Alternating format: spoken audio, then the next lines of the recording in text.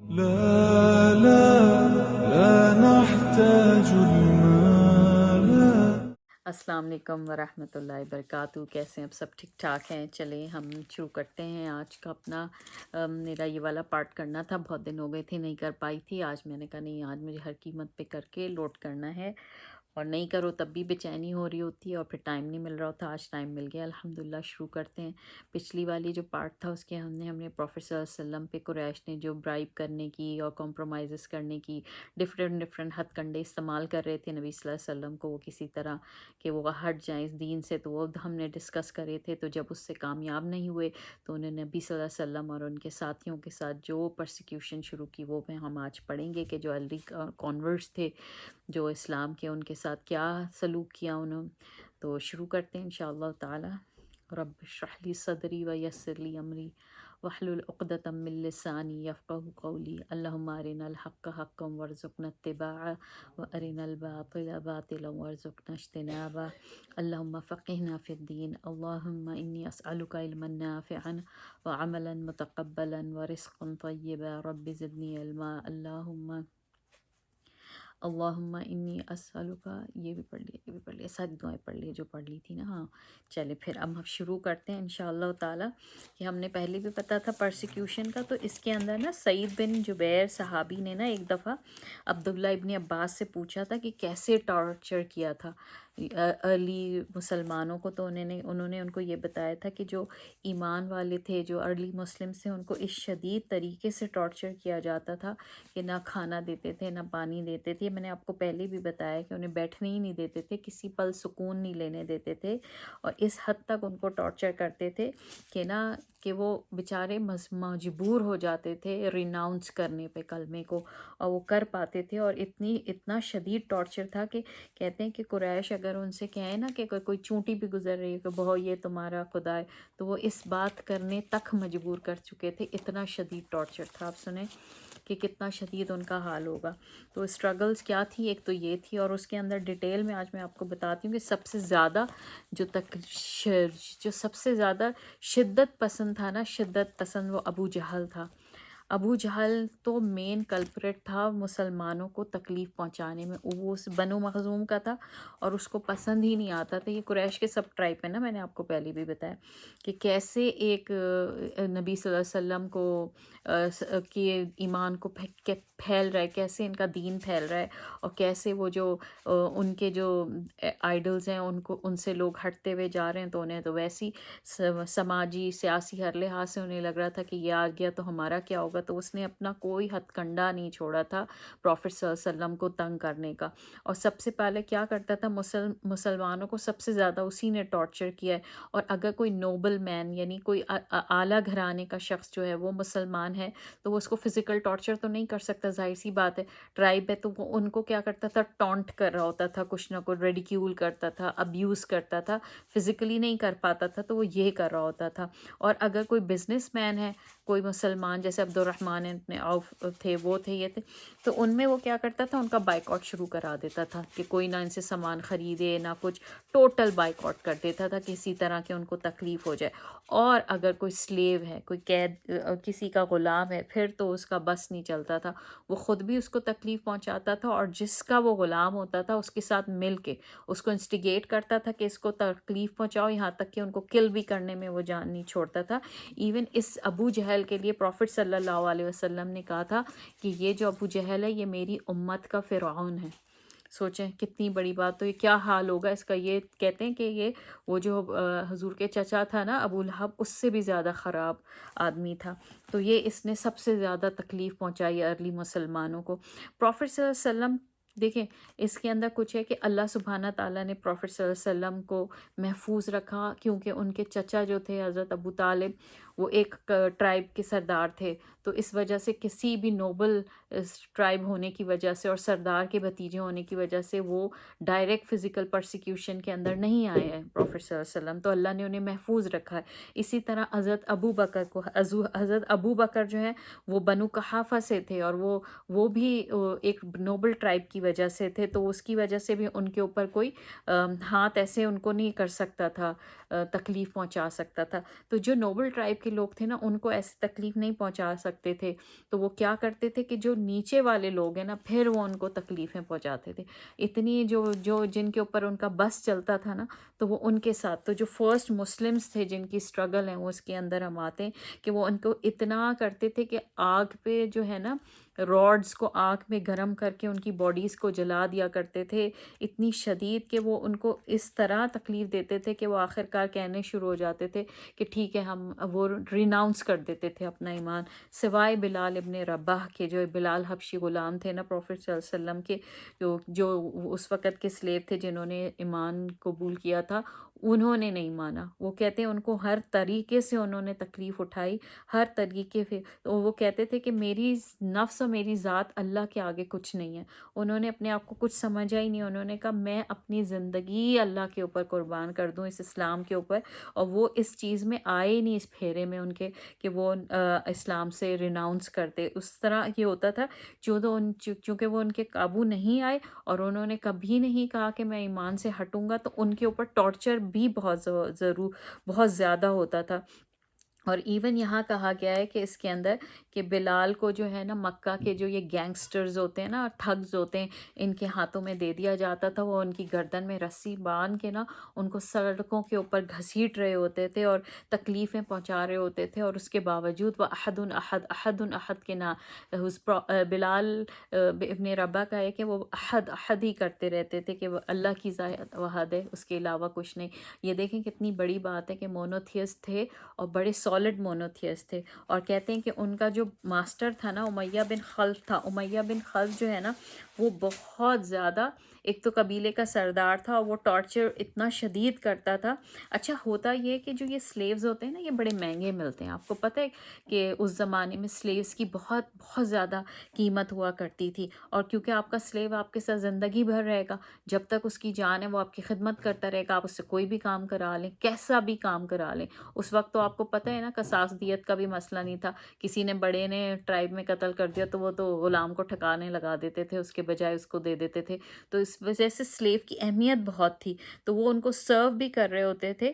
تو وہ کہتے ہیں کہ وہ کیسے اپنے سلیو کو اس طرح تکلیف پہنچا سکتے تھے، وہ تو چاہتے ہوں گے کہ سلیو جو ہے اچھی کنڈیشن میں، جتنی لمبی زندگی ہوگی اتنا ہمیں فائدہ ہے کہ ہمیں دوسرا سلیو نہیں لینا پڑے گا، یہی ہماری خدمت کرتا رہے گا، اور یہ ان کی بڑی پریشس پراپرٹی ہوتی ہے سلیو۔ لیکن چونکہ اسلام سے دشمنی تھی نا، اسلام کی کہتے ہیں پروفیٹ صلی اللہ علیہ وسلم سے خنس کہہ دوں میں، وہ تھی نا، اس وجہ سے انہیں یہ بھی نہیں سمجھ آ رہی تھی کہ وہ اتنے اپنی پریشس پراپرٹی جو ایک سلیو ہے جنہوں نے اتنے پیسے دے کے خریدا ہے، کہتے ہیں ایک بڑے ریڈ کیمل سے بھی زیادہ مہنگا سلیو ہوتا تھا، تو اس کو اتنے ہوسٹائل تھے نا کہ وہ اس چیز سے باز نہیں آتے تھے کہ اس غلاموں کو بھی تکلیف پہنچائیں جو مسلمان ہو رہے ہیں، تو وہ ان کو شدید قسم کی تکلیف پہنچاتے تھے۔ اچھا، اور اس کے بعد کیا کرتا تھا کہ وہ ان کو صحرا میں لے جاتا تھا بلال کو، اور ان کے اوپر ان کی سینے کے اوپر راکھ رکھ دیتا تھا، اور اس کو ان کو سڑی دھوپ میں، آپ کو پتہ ہے جب تیز جون جولائی کی گرمی ہو، ویسے بھی عرب کے اندر نا گرمی بڑی شدید ہوتی ہے، میں دبئی میں بہت سال رہی ہوں تو مجھے بہت اچھا اندازہ ہے کہ ایک تھوڑا سا پیچ آتا ہے، آپ سمجھیں نومبر سے اکتوبر کے بھی اینڈ، نومبر دسمبر جنوری لے لیں، فیبری تھوڑا لے لیں، یہ اچھا ویدر چل رہا ہوتا ہے، لیکن گرمی کا اسپیل بہت شدید ہوتا ہے۔ اور ایون مجھے اپنا بچپن یاد ہے کہ پاکستان میں اگر آپ نانا کے ہم گھر جاتے تھے تو وہاں ان کا بہت نا باہر کا جو صحن تھا نا وہ پکا تھا، تو اگر ہم ننگے پیر جائیں نا پاؤں جلے ہوتے تھے بھاگ کے، اور ایون مجھے یاد ہے ہم اور میری بہن نے نا انڈا تلنے کی کوشش بھی کری تھی ایک دفعہ، تو انڈا تل جائے، اور اگر آپ دبئی میں بھی رہ رہے ہیں تو اگر کبھی آپ باہر نکلیں شدید چلملاتی ہوتی، حالانکہ اربن ایریاز میں رہ رہے ہیں ہم لوگ، وہ تو سوچیں ڈیزرٹ کی تو زمین، آپ کی وہاں کی مٹی تو آپ کے پاؤں جلا دے، اس سچویشن میں وہ بلال ابن رباح کو لٹا دیتا تھا راکھ رکھ کے، اور ان کی کھال جھلس جاتی تھی، پورا دن کہتے ہیں وہ ان کو کیا کہتے ہیں اس کے اوپر لٹا کے رکھتا تھا۔ حسن ابن ثابت ونس ریکارڈ، انہوں نے کہا کہ میں پرفارم کر رہا تھا، حج پرفارم کر رہا تھا اور میں ہی پرفارم حج فرام مدینہ، وہ یہ کہہ رہے ہیں. اور میں کہہ رہے ہیں اور انہوں نے نوٹس کیا کہ بلال کو کتنا شدید ٹارچر کیا گیا ہے، شدید کہ وہ جو زندہ بھی ہے انہیں یہ خیال تھا کہ پتہ نہیں وہ زندہ ہے، اتنا شدید ٹارچر ان کو کیا جا رہا ہوتا تھا. ایون جو ایک اور صحابی ہیں عمر ابن العاص، انہوں نے بھی یہ سیم بتایا کہ بلال جو ہے نا ان کو اتنا شدید گرم کیا جاتا تھا کہ آپ کہیں کہ اگر آپ کا گوشت نا پک جائے تو کہتے ہیں میں نے مستقل بلال کو سنتے ہوئے کہا جب انہیں ٹارچر کرا جا رہا تھا تو کہیں گے میں نے صرف بلال کی آواز سنی کہ انہوں نے کہا میں ریجیکٹ کرتا ہوں لات کو، یعنی یہ جو ان کے آئیڈلز ہیں میں ان سب کی نفی کرتا ہوں. وہ ہر ایک کی نفی کرتے تھے اور کہتے تھے کہ میں نے ایک اللہ کے اوپر ایمان لاتا ہوں، میں نہ لات پہ نہ عزا نہ منات، میں کسی پہ، ان سب کو میں ریجیکٹ کرتا ہوں اور ایک اللہ کے اوپر میں ایمان لے کر آتا ہوں. تو ان کو اور مزید ٹارچر کیا جاتا تھا. بہت عرصے کے بعد جو حضرت عائشہ کے بھانجے تھے، حضرت عروہ بن زبیر بن عوام کے بیٹے، تو وہ انہوں نے نا انہوں نے حضرت عائشہ سے سنا کہ جو بلال جو ہے نا was tortured by the people of Mecca, کہ مکہ کے لوگوں نے انہیں اتنا شدید ٹارچر کیا، امیہ بن خلف نے ان کو اتنا شدید ٹارچر کیا، لیکن اس کے باوجود انہوں نے کبھی بھی ریناؤنس نہیں کیا اپنا دین کبھی ریناؤنس نہیں کیا. آپ کو پتہ ہے اگر کوئی کسی کو تنگ کر رہا ہو، ٹارچر کر رہا ہو، کیوں ٹارچر کرتے ہیں؟ آپ سمجھیں کوئی کسی کو مار رہا ہو کہ ہماری بات مان لو، اور جب وہ اس کی بات مان لی جائے جو ٹارچر کر رہا ہوتا ہے تو اس کے اندر ایک سیٹسفیکشن اور ایک خوشی نہیں ہوتی کہ دیکھو ہم نے اس کو ٹھوکا ہے نا. یہ فلموں میں آپ دیکھ رہے ہوتے ہیں نا کہ ایک سیٹسفیکشن. تو بلال کہتے ہیں کہ حضرت عائشہ کہتی ہیں کہ کبھی انہوں نے وہ سیٹسفیکشن نہیں ہونے دی قریش کو یہ کہہ کے کہ وہ ریناؤنس کر دیں اپنا دین. وہ ہمیشہ احد احد ہی کہتے تھے. کتنی ہی بڑی بات ہے. اور ان کے لیے یہی ہے نا، کہتے ہیں نا اردو کی کہاوت ہے کہ جتنی بڑی آزمائش اتنا بڑا کیا کہتے ہیں ثواب ہے. آپ سے جتنا اللہ سبحانہ تعالیٰ آپ کی آزمائش کرے گا اس کا اجر اتنا ہی بڑا ہے. یہی ہم غزہ میں دیکھ رہے ہیں انشاءاللہ تعالیٰ. مجھے یقین ہے، پورا اس بات پہ توکل ہے اور یقین ہے کہ جو لوگ بھی، اور پاکستان میں بھی جو شہید ہوئے ہیں، بچے شہید ہوئے ہیں، جو بھی ہوا ہے، جو بھی اللہ کے دین میں یا اس جہاد یا اس جنگ کے اندر شہید ہو رہے ہیں، ان کی تو سیدھا ان کی منزل جنت ہے انشاءاللہ تعالیٰ. تو ان کی بھی یہ کہ جتنی بڑی آزمائش تھی اتنا بڑا ان کو اللہ سبحانہ تعالیٰ نے انعام عطا کیا. اور ان کی انعام یہ ہوا کہ ان کو پہلا جو ہے نا فرسٹ آفیشیل مؤذن تھے، یہ اذان دینے والے. نبی صلی اللہ علیہ وسلم نے ان کو سب سے پہلے سلیکٹ کرا کہ جو اذان یہ دیں گے. کہتے ہیں کہ ایک صحابی نے خواب دیکھا تھا اور اس خواب کے اندر ان کو اذان کے الفاظ آئے تھے، تو انہوں نے پروفٹ صلی اللہ علیہ وسلم کو جا کے بتایا. تو پروفٹ صلی اللہ علیہ وسلم نے کہا کہ جاؤ اور اس کو بلال کو سکھا دو. تو بلال جو ہے نا انہوں نے اذان دی اور وہ پہلے مؤذن تھے اسلام کے جنہوں نے ایک اذان دی. اور ایون ان کی یہ بھی اہمیت ہے کہ جب فتح مکہ ہوا تو اس وقت بھی پروفٹ صلی اللہ علیہ وسلم نے ان کو کہا کہ جا کے حرم کے اندر خانہ کعبہ میں اذان دیں. تو انہوں نے اذان دی. تو وہ کہتے ہیں نا کہ کتنی بڑی بات ہے کہ ایک شخص جو پوری تکلیف اپنا جتنا اس نے ظلم والا ٹائم سہا، اور اس وقت بھی وہ احد احد کہہ رہا تھا، اللہ سبحانہ تعالیٰ کا پکار کر رہا تھا، تو اللہ نے اس کو اتنا بڑا رتبہ دیا. آج تک ہم بلال حبشی کی بات کرتے ہیں تو ہم ان کو وہی رتبہ دیتے ہیں، وہی عزت دیتے ہیں، حالانکہ وہ ایک سلیو تھے. کہ اللہ سبحانہ تعالیٰ نے ان کو کتنی آپ دیکھیں عزت عطا فرمائی کہ وہ 5 ٹائم مکہ کے اندر اذان دیا کرتے تھے. اور آج تک ہسٹری کے اندر ان کا نام آتا ہے کہ ہی از نون اپنی بریوری، بہادری کے لیے، اپنی برداشت کے لیے، اپنی انویورنگ بلیف کے، اللہ کے اوپر اپنے ایمان کے لیے. جب کسی کا نام آئے گا تو حضرت بلال کا نام ضرور آتا ہے. اور قرآن کے اندر بھی کہا گیا ہے کہ ایسا کیا تمہیں نہیں پتا کہ اچھائی کا کیا بدلہ اچھائی ہے. تو یہ قرآن بھی کہہ رہے ہیں نا. پروفٹ صلی اللہ علیہ وسلم نے کہا کہ give the azan if you are alone because no jinn or human will hear your voice except that they will testify. ایک اور بات بھی یہی ہے کہ جو مؤذن ہوتا ہے اس کا رتبہ اللہ سبحانہ تعالیٰ نے اتنا بڑا لکھا ہے کہ جو کہا گیا ہے. میں اپنے بیٹے کو بھی کہتی ہوں، میں نے روبین کو 1-2 دفعہ کہا ہے کہ روبین اذان دیا کرو یار. پتہ ہے اذان مؤذن کا کتنا بڑا رتبہ ہے. آپ کوئی بھی نہیں ہو نا، آپ کے گھر کے بچوں میں لڑکے ہیں، کوئی اذان دے لیں، کتنا اس کا رتبہ ہے. وہ کہہ رہے ہیں کہ جن اور ہیومن اور فرشتے جو بھی اس کو سنے گا نا، اس بندے کی اذان جو اذان دے رہا ہوگا، بھلے وہ اپنے گھر میں دے رہا ہو، کہیں بھی دے رہا ہو، قیامت کے دن جس نے وہ اذان اس بندے کی سنی ہوگی نا، وہ اس کی شہادت دے گی۔ اس سے بڑا کیا رتبہ ہو سکتا ہے؟ کتنا بڑا رتبہ ہو سکتا ہے اس بات کا؟ اور کہتے ہیں کہ جو اذان دینے والے ہیں ان کے لیے حدیث ہے اس کے اندر کہ مؤذن جو ہے نا، اس کی قیامت کے دن سب سے لمبی گردن ہوگی۔ لمبی گردن دیکھیں، عرب کا محاورہ ہے، اس کا یہ مطلب نہیں ہے کہ لمبی گردن کہ ہم یہ سوچ لیں کہ ٹینجبلی نہیں، وہ ہے کہ عزت اکرام، جس کو عزت دی جاتی ہے، جس کا اکرام کیا جاتا ہے، جس کو آنر کیا جاتا ہے نا، اس کے لیے عربی میں محاورہ ہوتا ہے کہ لانگسٹ نیک ہوگی۔ تو ان کو کتنا ہے کہ دیور پرومیننٹ ہوں گے، جس کی لمبی گردن ہو ایسی پرومیننٹ ہوتا ہے۔ تو مؤذن کی قیامت کے دن کہتے ہیں کہ کتنی لمبی یہ اس کا یہ مطلب ہے کہ ان کو لوگ نا، the people will looking up to them, ان کو عزت دے رہے ہوں گے۔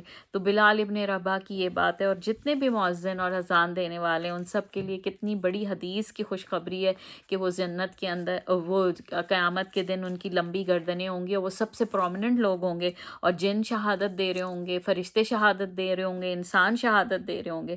الحمدللہ، بہت بڑی بات ہے۔ حضرت بلال ابن رباح ایک غلام تھے، اس کے بعد ہم نے جو ارلی غلاموں کا پڑھا تھا ان میں خباب ابن ارد بھی تھے، اور اس کے علاوہ اس کے اندر ہم نے پڑھے تھے یاسر اور ان کی وائف سمیہ اور عمار کا۔ تو میں خباب بن ارد کا آپ کو بتاتی ہوں کہ یہ ایکچولی یہ عراقی تھے، ٹھیک ہے۔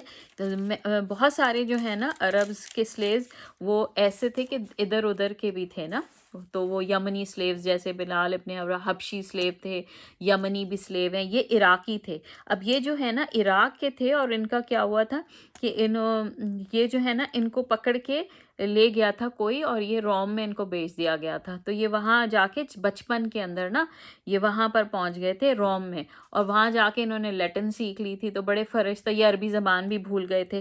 پھر جب یہ تھوڑے بڑے ہوئے تو یہ وہاں سے بھاگے ہیں کہتے ہیں، اور ان کو پتہ چلا، اور انہوں نے پھر نا ان کی جو خباب بن ارد ہے نا، ان کا ایک یہ بھی ہے کہ ان کی جو خاتون تھی نا ماسٹر، نہیں خباب بن ارد کا میں آپ کو کنفیوز کر گئی ہوں، وہ صہیب ابن رومی تھا جو رومن تھے۔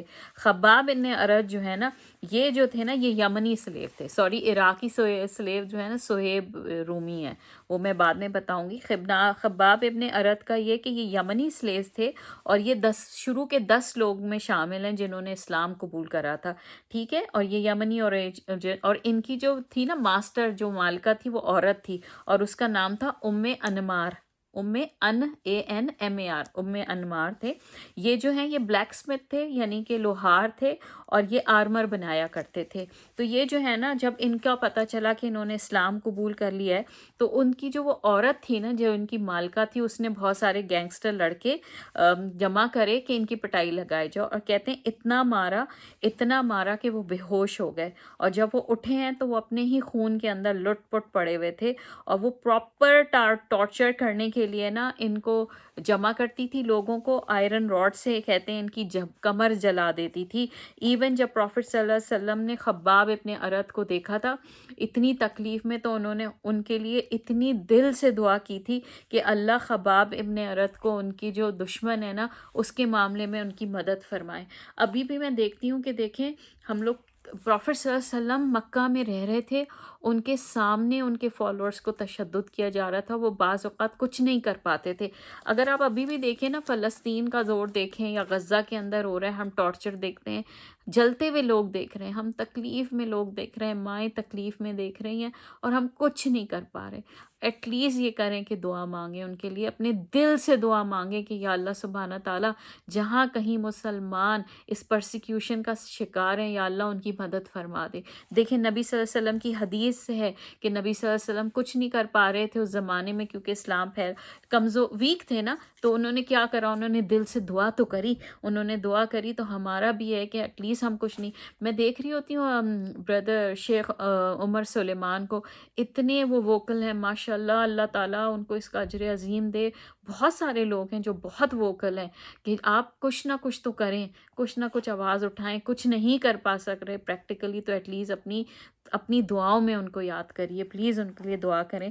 تو کہتے ہیں کہ جب نبی صلی اللہ علیہ وسلم نے ان کے لیے دعا کری تو کچھ عرصے کے بعد نا یہ جو یہ ام انمار ہے نا، اس کو کیا ہوا، اس کو ایک نا بیماری ہو گئی، اور یہ ریبیز ہو گیا اس کو، اور اس کی وجہ سے نا اس کو سائیکوسس ہو گیا تھا، نفسیاتی بیماری ہو جاتی ہے اس کے اندر، وہ نا کتے کی طرح کرال اور پینٹنگ شروع کر دیتی ہے۔ تو اب دیکھیں اللہ سبحانہ تعالیٰ نے اس کا کیا حال کیا، کہ اس کی یہ حال ہو گئی تھی کہ وہ بالکل پاگل کتے کی طرح ہو گئی تھی، اور ڈاکٹر نے اس کو بتایا مکہ کے لوگوں کو کہ اس کو کاٹرائز کر دیں، یعنی اس کو بجلی کے جھٹکے کہیں گے کاٹرائز لینے کو، تو وہ کر دیں، اس سے اس کی ڈیتھ ہو گئی تھی۔ تو دیکھیں اللہ نے اس کا انجام کیسا رکھا تھا، نبی صلی اللہ علیہ وسلم نے اس کے لیے دعا کری تھی۔ میں خود دعا مانگتی ہوں غزہ کے لیے، اور میں ان کو سوچ کے جن سے مجھے نفرت ہوتی ہے، جو اس زمانے کے فرعون ہیں، ان کے لیے یہی دعا مانگتی ہوں کہ اللہم انا نجعلک فی نحورہم ونعوذ بک من شرورہم، یا اللہ اگر ہدایت نہیں دے رہا نا تو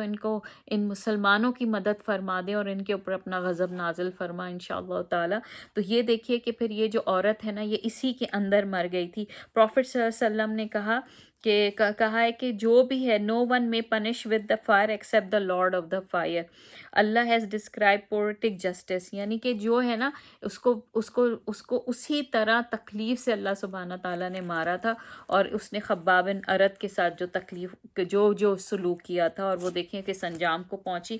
بہت سالوں کے بعد عمر بن خطاب جب خلیفہ بنے ہیں تو وہ کہتے ہیں کہ انہوں نے خباب سے پوچھا ام انمار کے متعلق کہ اس نے تمہارے ساتھ کیا کیا تھا، تو ام انمار کے متعلق تو انہوں نے کہا خباب نے سمپل اپنی قمیض اٹھا کے دکھا دی تھی اور اپنی کمر دکھا دی تھی عمر بن خطاب کو۔ تو عمر بن خطاب رضی اللہ عنہ نے کہا کہ اللہ کی قسم میں نے ایسا کبھی نہیں دیکھا کسی کے ساتھ، یعنی ان کی جو جلد کا حال ہوگا نا، جو انہوں نے قمیض اٹھائی ہوگی، تو عمر بن خطاب کہتے ہیں کہ میں نے ایسا نظارہ جو نہیں تکلیف، اور اس کا جسم میں نے اتنا برا کسی کا تکلیف کا نہیں دیکھا ہوگا۔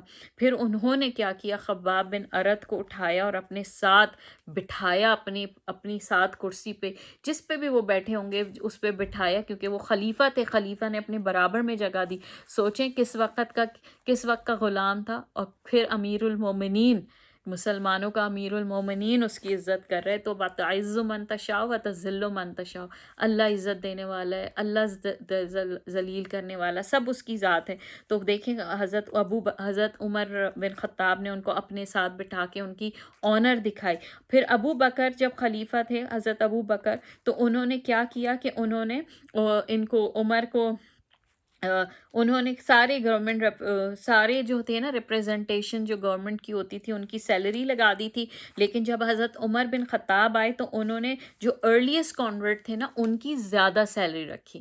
ارلیسٹ کانورٹ ہونا آسان نہیں ہوتا، جب پورا معاشرہ آپ کے خلاف ہو نا اور آپ تب کھڑے ہوں، اس وقت کا جہاد، اس وقت کی تکلیف، اس وقت کی پہلی آزمائی جو ہوتی ہے نا، پھر ان کا لیول بھی الگ ہوتا ہے۔ تو کہتے ہیں کہ اس کے بعد جب انہوں نے گورنمنٹ آفس بنایا تھا ابو بکر نے، لیکن جب بعد میں حضرت عمر نے چارج سنبھالا تو انہوں نے جو ارلی کانورٹس تھے نا ان کی سب کی سیلریز بہت بڑھا دی تھی۔ تو وہ کہتے ہیں ان کو بہت جینرس سیلری ملتی تھی کیونکہ وہ ارلی کانورٹ تھے۔ اور انہوں نے کیا کیا، حضرت خباب بن ارت نے، انہوں نے ایک کوفہ کے اندر، وہ کوفہ میں رہنے لگے تھے، وہاں ایک انہوں نے گھر بنایا اس کو، اور اس کے اندر انہوں نے جو ان کو ایکسٹرا منی ملتا تھا تو انہوں نے ایک چیریٹیبل ٹرسٹ بنا دیا تھا، ٹریجر باکس اپنے گھر کے اندر، یعنی جس کی مرضی آئے اگر کوئی پریشانی میں وہ اس ٹریجر باکس سے لے لیتا تھا۔ آپ دیکھیں اس وقت کے لوگ بھی بہترین تھے، ایسے نہیں تھے کہ ہمارے یہاں تو کوئی 12 روپے سے چھوڑ دے کہ اب کچھ ایسی چیز چھوڑ دو باہر نہیں ملتی۔ ہمارا تو اسلام ہی آج کل کا کیا ہو گیا ہے نا، اس زمانے میں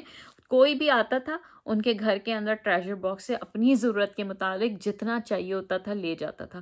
تو اس چیریٹی کا بھی دیکھیں انہوں نے جتنا اپنے ذات پہ یا ان کی ضرورت تھی اتنا خرچ کرتے تھے، باقی انہوں نے اس کو ان لاکڈ رکھا ہوا تھا اور اوپن فار اینی بڈی، جس کو جو چاہیے، کوئی پرمیشن کچھ نہیں لینی، اور وہ آرام سے لے کے چلا جاتا تھا۔ اور یہ وہ بتا رہے ہیں اس کا کہ یہ انہوں نے اپنے زمانے میں کیا جب وہ ایک اچھی پوزیشن کے اوپر آ گئے تھے، اور جب ان کی انتقال کا وقت آیا تو وہ نا رو رہے تھے۔ ٹھیک ہے، دیکھیں بعض لوگوں کو پتہ بھی چل جاتا ہے اپنی ڈیتھ کا ٹائم بھی، لوگوں کو اچھے اللہ کے ولی ہوتے ہیں انہیں اندازے بھی ہونے شروع ہو جاتے ہیں، اور کہتے ہیں کہ وہ رونا شروع ہو گئے۔ تو جو لوگ ان کے آس پاس تھے وہ 37 آفٹر ہجرہ میں، یعنی 37 ہجرہ کی 37वें साल में उनकी डेथ हुई है। तो उनसे पूछा आप क्यों रो रहे हैं? आपने तो इतना सफ़र किया और उसके बाद आप इतने हाईएस्ट ऑनरेबल लेवल पे आप पहुँचे हैं, आप प्रॉफेट सल्लल्लाहु अलैहि वसल्लम से आप मिले हैं, क्योंकि प्रॉफेट सल्लल्लाहु अलैहि वसल्लम की तो फिर डेथ हो गई थी। तो उन्होंने कहा कि आप रहे हैं, आपने देखा, आप तो सहाबी रसूल हैं, आप कैसे रो रहे हैं? तो उन्होंने कहा मैं इसलिए नहीं रो रहा हूँ कि मुझे अल्लाह से मिलने का खौफ है या कोई वो है। कहेंगे मैं इसलिए रो रहा हूँ कि जो तुम अभी देख रहे हो ना, मेरे पास ये घर है, ठीक है? तो कह रहे मेरे पास ये घर है, मैं इसको देख के रो रहा हूँ कि जब मैं अल्लाह के पास जाऊँगा तो मैं अपना क्या जवाब दूँगा कि अल्लाह तूने मुझे इतना अच्छा घर अता फरमा दिया, मुझे पैसा दे दिया। हालाँकि मैं उस ग्रुप में था जो फर्स्ट अर्ली कन्वर्ट थे और वो सारों का इक्वल टॉर्चर हुआ था, वो सब इतनी तकलीफ़ में थे, लेकिन हर कोई उनके अंदर से जो है ना टॉर्चर से किल हो। हाँ जी, बिस्मिल्लाहिर्रहमान कट गया था मेरा।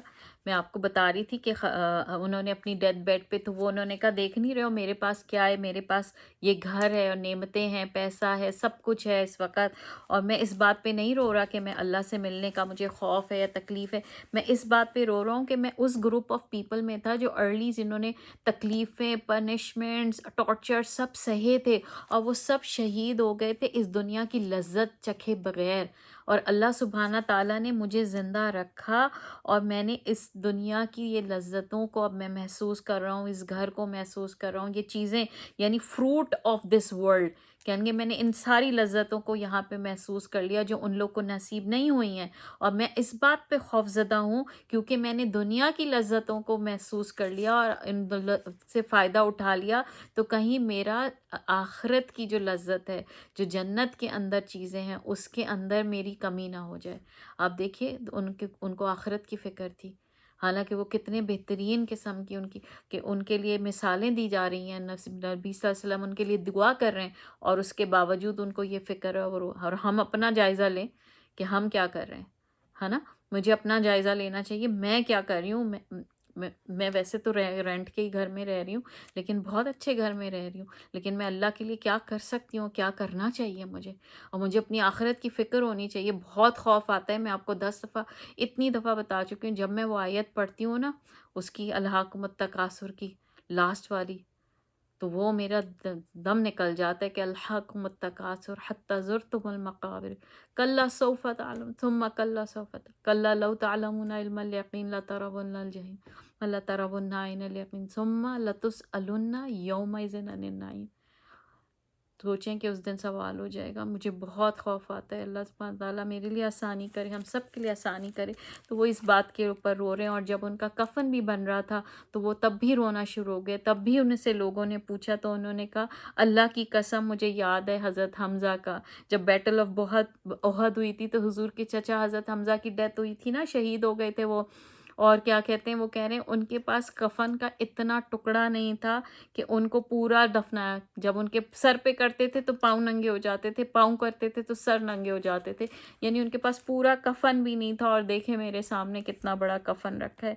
जब मैं अल्लाह के सामने क्या जवाब दूँगा, किस तरह मैं अल्लाह के सामने खड़ा हो जाऊँगा, मैं ये सोच रही हूँ और मुझे रोंगटे खड़े हो रहे हैं। लिटरली मैं सोच रही हूँ और रोंगटे खड़े हो रहे हैं। उसके बाद आपने फेमस सुना होगा सबसे ज़्यादा ये जो थे हज़रत अम्मार, हज़रत सुमैया और उनके बेटे अम्मार। इन दोनों, ये कपल था हज़रत अम्मार और हज़रत सुमैया के, ये अर्ली कॉन्वर्ट्स थे इस्लाम के। इनके 2 बेटे थे, बड़े बेटे का नाम मोहम्मद था और छोटे बेटे का नाम जो है अम्मार, अम्मार बिन यासिर के नाम से मशहूर है। और ये बहुत मशहूर कपल था उस वक़्त का, और ये हम आज तक पढ़ते हैं जब इस्लामिक स्टडीज़ के अंदर कि ये भी हैं कि इनके साथ क्या सलूक किया गया था, क्या सलूक किया गया था कि आज 14 सदी के बाद भी लोग इनको पहचानते हैं। सोचें अल्लाह सुब्हाना ताला ने इनकी कैसी कदर रखी है। जन्नत तो इन्हें मिलेगी, लेकिन दुनिया में आज तक अगर लोग इन्हें, हम मुसलमान पढ़ रहे हैं इनके मुतालिक और इनकी मिसालें दी जा रही हैं, तो इनका रुतबा सोचिए कि अल्लाह ने वहाँ भी रखा और यहाँ भी। इनका इतना शदीद टॉर्चर था। इनका भी देखें, नबी सल्लल्लाहु अलैहि वसल्लम इनके लिए भी कुछ नहीं कर पाए। वही बात मैं पहले कही, दुआ करें, बहुत दुआ करें। तो इन्होंने, जब इनको इतना शदीद टॉर्चर हुआ था तो स्पेशल दुआ नबी पाक सल्लल्लाहु अलैहि वसल्लम ने इनको की थी। और इन्होंने कहा था, नबी सल्लल्लाहु अलैहि वसल्लम ने इनको कहा था कि सब्र करो ए अहले यासिर, यानी यासिर के घर वालों, तुम सब सब्र करो, तुम्हारी जगह जन्नत में है। یہ نبی صلی اللہ علیہ وسلم کی دعائیں ان کے لیے. اور یاسر جو ہیں ان کو شدید طریقے سے ٹارچر کر کے، کہتے ہیں کہ ان کے چاروں ہاتھ پاؤں جو ہیں وہ گھوڑوں سے باندھ گئے تھے، ایک الگ، اور ایک گھوڑوں کو بتکایا گیا تھا، وہ ٹکڑوں میں ان کی بیوی بچوں کے سامنے ان کو شہید کر دیا گیا تھا. اور وہ منظر کس طرح ماں نے، بیوی نے دیکھا ہوگا، بیٹوں نے دیکھا ہوگا. اسی طرح کہتے ہیں ان کی وائف کو بھی قتل کر دیا تھا جب اس نے پلٹ کے نا غصے میں ابو جہل کو، حالانکہ وہ سلیو عورت تھی لیکن اس نے اس کو نا، اس نے بہت بہادری سے، جیسے آپ دیکھیں غزہ کی ماؤں کو، غزہ کی بہنوں کو، غزہ کی عورتوں ڈرتی ہیں، ٹکا کے جواب دیتی ہیں، وہ ڈرتی نہیں ہیں کسی سے. پھر اللہ ایسا ایمان لاتا ہے لوگوں کے اندر کہ ان کے اندر سے خوف نکل جاتا ہے. جب خوف خدا آ جائے نا تو پھر دنیا کا خوف نکل جاتا ہے. تو اس نے بھی پلٹ کے ابو جہل کو کہا تھا، اور پھر ابو جہل نے بھی اس کو کہتے ہیں بہت، اس کے کہتے ہیں نیزہ وہ جو تھا نا، نیزہ ہوتا ہے نا، اس کے پرائیویٹ پارٹ میں مار کے اس کو قتل کر دیا تھا، شہید کر دیا تھا. ان کو شہید کہنا چاہیے. صحابیہ تھیں، وہ پہلی صحابیہ تھیں، پہلی شہید صحابیہ تھیں. اور کہتے ہیں پھر ان کے بیٹے محمد کو بھی قتل کر دیا گیا تھا. اور اس کے بعد جب وہ 15 سال کے عمار کی طرف پلٹے تھے نا مارنے کے لیے قریش، تو عمار اتنے خوفزدہ، آپ سوچیں 15 سال کا بچہ، ہم دیکھ رہے ہیں غزہ کے اندر، ابھی سوچیں 15 سال کا بچہ جس کے باپ کو اس طرح چتھڑے اڑا دیے گئے ہوں، جس کی ماں کو کے پرائیویٹ پارٹ میں نیزہ مار، جس کے بڑے بھائی کو مار دیا ہوگا، کتنا خوف ہوگا اس کو. تو اس ڈر کے خوف سے وہ اتنا ڈر گیا تھا کہ ڈر گئے تھے کہ انہوں نے ریناؤنس کر دیا تھا اپنا دین، انہوں نے ان کی بات مان لی تھی. اور اس کے بعد وہ اس بات پہ بہت پریشان ہوئے تھے، اتنا پریشان ہوئے تھے کہ مجھ سے کیا ہو گیا کہ میں اپنے ایمان سے پھر گیا. وہ فوراً نبی صلی اللہ علیہ وسلم کے پاس پہنچے تھے اور انہوں نے بتایا تھا کہ مجھ سے یہ چیزیں ہو گئیں، اور جو میں نے میرے ماں باپ کے ساتھ ہوا تو ڈر کے مارے میں نے کر دیا. تو انہوں نے نبی صلی اللہ علیہ وسلم سے پوچھا کہ میں نے کفر کے کلمات کہہ دیے، میں کیا کہوں نبی صلی اللہ علیہ وسلم. تو رسول اللہ صلی اللہ علیہ وسلم نے پوچھا کہ تمہارے دل کے ایمان کی کیا حالت ہے، تمہارے دل کے کیا ایمان کی حالت ہے. انہوں نے کہا وہ تو ویسا ہی ہے، وہ تو ویسا ہی ہے، یعنی میرا ویسے ہی مستحکم ایمان ہے. تو پروفٹ صلی اللہ علیہ وسلم نے ان کو کہا تھا کہ اگر تمہارا ایمان ہے مضبوط تو تمہیں فکر کرنے کی ضرورت نہیں ہے، تمہیں فکر کرنے کی ضرورت نہیں ہے، تمہارا کوئی کچھ نہیں بگاڑ سکتا اور تمہیں کوئی پرابلم نہیں ہوگی انشاءاللہ تعالیٰ. پروفٹ صلی اللہ علیہ وسلم نے جو ہے نا ان کا نام ابن سمیہ کر کے کہتے تھے ان کو اور وہ کہتے تھے بڑی پیور نیچر کے یہ آدمی تھے. پروفٹ صلی اللہ علیہ وسلم ان کے لیے کہتے تھے کہ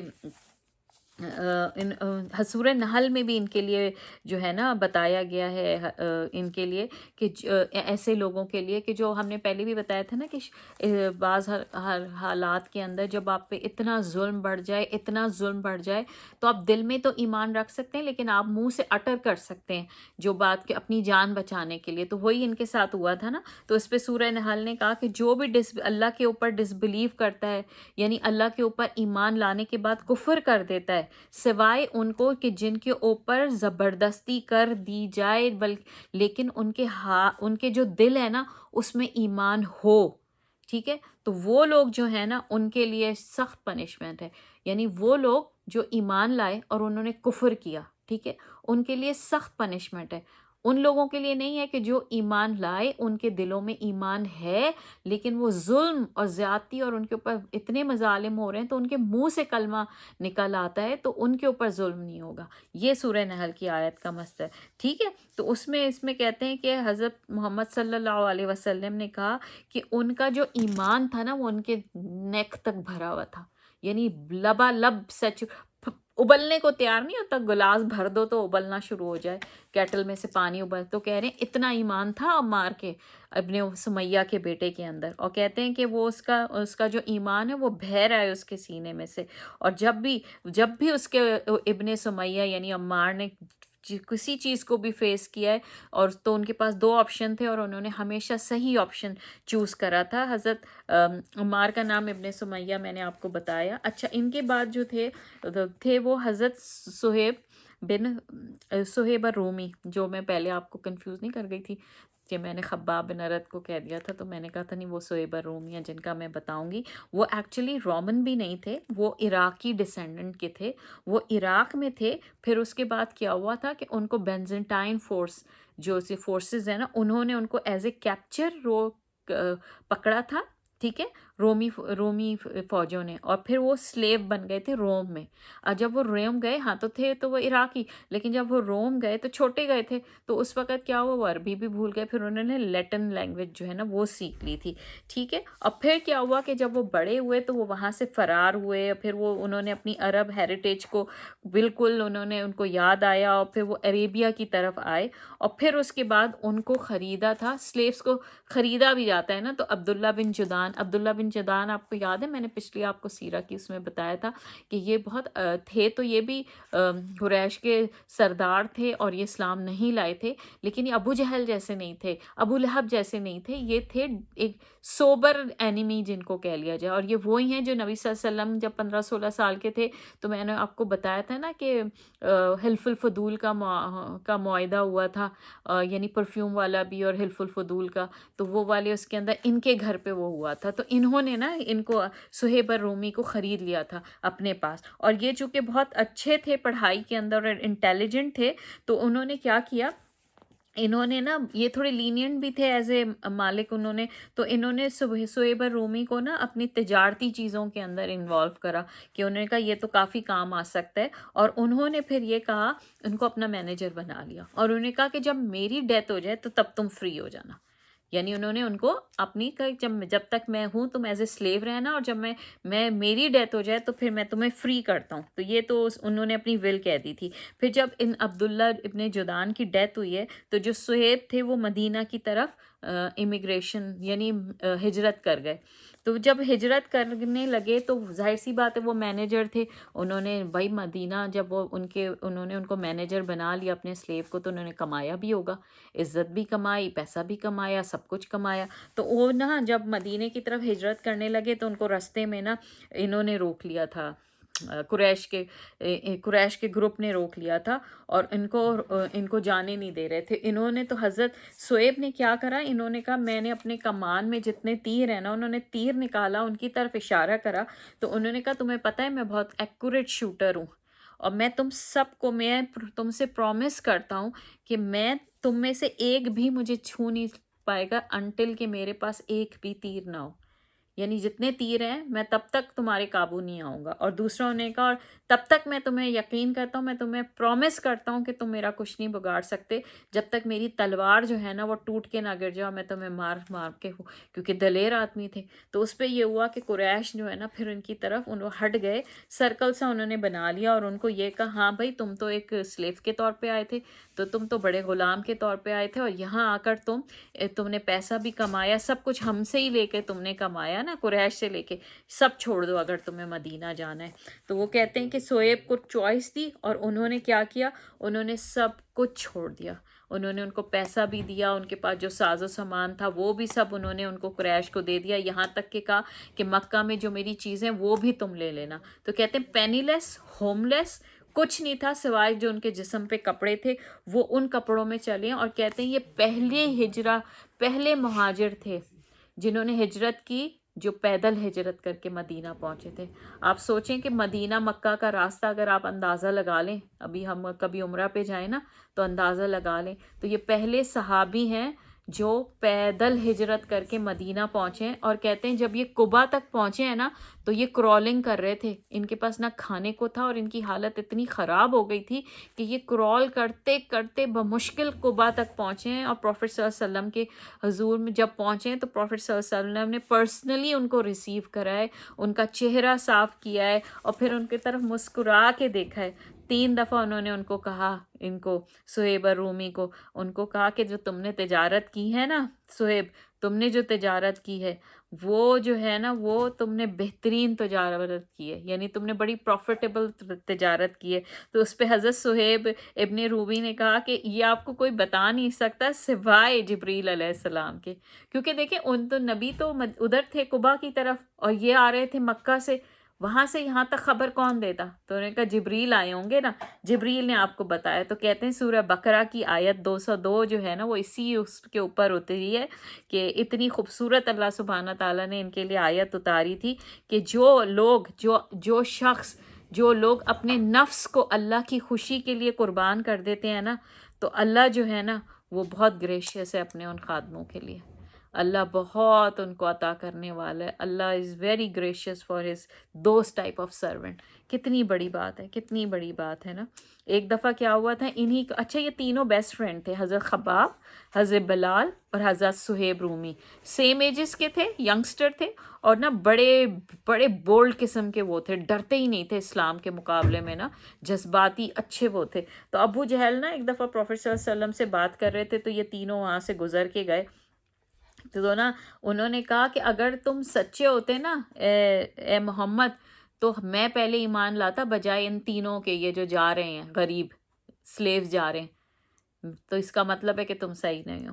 تو اس کے اوپر بھی کہتے ہیں کہ نا آیت اتری تھی، اور اس میں یہ کہا تھا کہ جس کو اللہ چاہے، یعنی جن کو اللہ عزت دیتا ہے نا، کوئی ان کی عزت ختم نہیں کر سکتا. یہ بھی سورہ انعام کی ہے کہ اللہ سبحانہ تعالیٰ نے ان کو پریز کرا. اللہ سبحانہ تعالیٰ نے ان کو اتنی بیوٹیفل ورس کے اندر پریز کرا ہے، اور یہ کہا ہے کہ بلال، عمار اور صہیب کے لیے وہ آیتیں اتری ہیں. اور کہتے ہیں کہ حضرت عمار جو ہیں وہ تو بہت سالوں بعد حضرت کیا کہتے ہیں حضرت محمد صلی اللہ علیہ وسلم نے کہا تھا کہ اے ابن سمیہ، مجھے پتہ ہے کہ تمہیں ایک باغی جماعت جو ہے نا تمہیں قتل کر دے گی. تو وہ باغی جماعت مسلمانوں ہی کا تھا نا. جب حضرت علی اور حضرت معاویہ کی سول وار چھڑی تھی، تھے تو دونوں طرف مسلمان لوگ، اور لیکن حضرت عمار جو ہے انہوں نے حضرت علی کا سائیڈ لی تھی، اور پھر وہ جنگ صفین کے اندر ان کو شہید کر دیا گیا تھا. تو اس میں ہم یہ نہیں کہہ سکتے کیونکہ یہ دونوں طرف صحابہ کرام تھے، کون صحیح تھا کون غلط تھا. لیکن اس حدیث کی روشنی میں لگتا ہے کہ حضرت علی رضی اللہ عنہ زیادہ صحیح تھے. لیکن بہرحال اللہ نوز بیسٹ کہ کیا تھا. تو اللہ سبحانہ تعالیٰ نے ان تینوں کے لیے کہا کہ جو بھی اللہ سبحانہ تعالیٰ نے کہا کہ ڈس بلیور جو ہے نا، ایسے لوگوں کو تم نہیں وہ کچھ کر سکتے. یعنی انگلش میں پڑھ کے آپ کو بتاتی ہوں، پھر میں اردو میں بتاؤں گی. ڈو ناٹ ڈسمس دوز پور believers who invoke their Lord morning and evening, seeking His pleasure. You are not accountable for them whatsoever, nor are they accountable for you. So don't dismiss them. You will be one of the wrongdoers. یعنی یہ جو ہے نا، جو صبح شام اللہ کو پکار رہے ہیں، تو انہیں کم نہ سمجھو، اور ان کے مقابلے میں تم نہ اکاؤنٹیبل ہو، نہ وہ اکاؤنٹیبل ہیں، اور ان کو ڈسمس نہیں کر سکتے تم ورنہ ظالمین میں ہو جاؤ. یعنی بتایا جا رہا ہے کہ ان کی کیا کیا کیا یعنی مقام تھا کہ اللہ سبحانہ تعالیٰ نے نبی صلی اللہ علیہ وسلم کو کہہ دیا کہ بھائی ان کو نہیں چھوڑ دینا، ان کو چھوڑ دیا تو صحیح نہیں ہوگا، ظالموں میں شمار ہو جاؤ گے. تو دیکھیں اللہ سبحانہ تعالیٰ ان اس وقت کی کہتے ہیں نا کہ سلیو کی کیا حیثیت ہوتی تھی، اس سلیوز کو اللہ سبحانہ تعالیٰ نے اتنی عزت عطا فرمائی کہ میں آج اور آپ بیٹھ کے ان کے متعلق سن رہے ہیں. اتنے نہ ہم نے ان کی شکلیں دیکھی، نہ ہمیں کچھ پتا، لیکن ہم کتنی عزت کتنی محبت سے ان کو کر رہے ہیں. ان کی تکلیفیں جو میں یہ پڑھ رہی ہوں نا، یہ میں نے کبھی زندگی میں، یہ ہم پڑھتے تھے سیرہ، میں نے بھی پڑھی، آپ نے بھی پڑھی ہوگی. بہت ہم پرسیکیوشن سنتے تھے نا ارلی مسلم کی، تو ہم کہتے تھے یار کیسا ان پہ ہوتی ہوگی نا، کیسے ہم کبھی امیجن نہیں کر سکتے. لیکن آج جب غزہ میں دیکھتی ہوں نا، میں کہتی ہوں وہ سارا منظر وہی آ گیا، سارا وہی ارلی جو تکلیف آج غزہ میں ہے نا، وہ میں نے کبھی زندگی میں نہیں سوچا تھا کہ ہم دیکھ پائیں گے اپنی زندگیوں میں کہ ایسی پرسیکیوشن مسلمانوں کی ہو رہی ہے. اور اللہ نوز بیسٹ. لیکن بہت دعا ہے اللہ سبحانہ تعالیٰ، اللہم اصلح احوال المسلمین فی فلسطین و غزہ و یمن و کشمیر و پاکستان و کہیں بھی و کلی مکان، یا ذل جلال والاکرام. یا اللہ ان کی مدد فرما، تو ان کو فتح عطا فرما، اور جو شہید ہو گئے ان کو جنت میں اعلیٰ مقام عطا فرما. یا رب غفور، ان کے لیے آسانی کر دے، اپنی نصر بھیج دے، اپنے فرشتے بھیج دے ان کی مدد کے لیے. یا رب العالمین ان کی مدد فرما. یا اللہ تو مسلمانوں پہ رحم کرنے والا ہے. یا اللہ بہرحال چلیں اب آگے بھی ہم پڑھیں گے کہ اس سے آگے کیا ہوتا ہے، کیا چیز کب ہجرتیں شروع ہوتی ہیں، کیا ہوتا ہے. چلیں اگر آپ کو پسند آئے، اللہ آپ کا سننا میرا بتانا قبول فرمائے، ہمیں اسوہ حسنہ، ہمیں اطیع اللہ اطیع رسول کی توفیق عطا فرمائے، ہم سب مسلمانوں پہ اللہ رحم فرمائے. بارک اللہ فیک. السلام علیکم ورحمۃ اللہ وبرکاتہ. لا لا لا نحتاج المال